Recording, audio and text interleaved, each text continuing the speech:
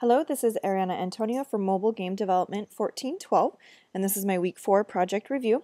So you can see here that I have my app icon created. You can go ahead and click on it. You can briefly see my splash screen, although it loaded fairly quickly, so you didn't see much of it. This is my main menu screen. I can click on Instructions and go to my instruction screen. And then I can also go to Game Credits, and you will see my credit scene. And then if I go to play the game, the other thing I've added is an end game scene that I didn't have before. So if I die, then I get game over, my score, and I can go ahead and click replay, and the fish is being eaten by the bear because he's dead. And then there is another line that pops up if I beat my high score that says I got a new high score. So I think that's it in terms of the assets that were created this week.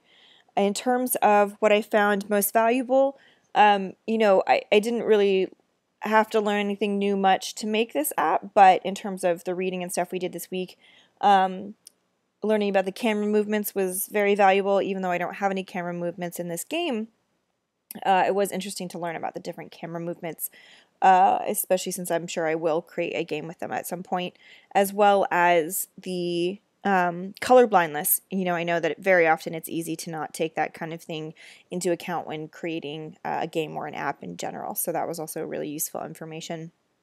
In terms of what I found challenging, mostly, I had to move some things around. The logs used to be generated on a timer, but that created an issue when you would hit the pause button and the timer would keep going and then try to create a log that it had already removed and all that sort of stuff. So now I had to change that so it auto creates a new log when it hits the bear, and that caused all types of issues. So it was a little back and forth, but I did get it working. In terms of what I would have done differently, if I could, I would have liked more time to also use the timer to change the difficulty of the game.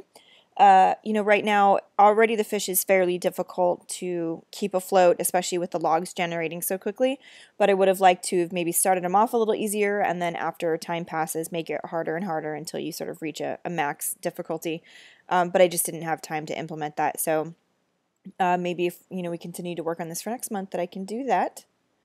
This week was pretty straightforward in terms of the things that we learned and had to create for the app, so there isn't really anything else that needed more clarification. So that's my app, and thanks for a great month.